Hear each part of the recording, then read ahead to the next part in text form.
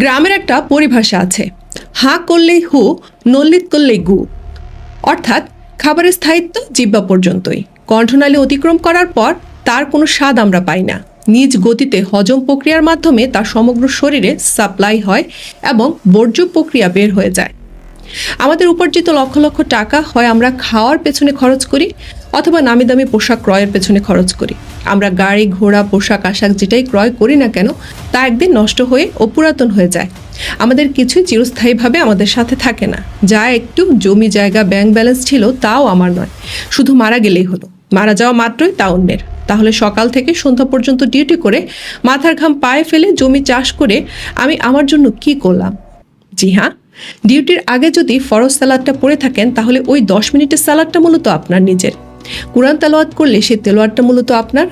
আল্লাহর রাস্তায় কিছু দান করলে সেটা মূলত আপনার। তাই স্বার্থপর হন, নিজের স্বার্থ বুঝতে শিখুন। বুদ্ধিমানের পরিচয় দিন, নিজের জন্য প্রকৃত ব্যাংক ব্যালেন্স কিছু হলেও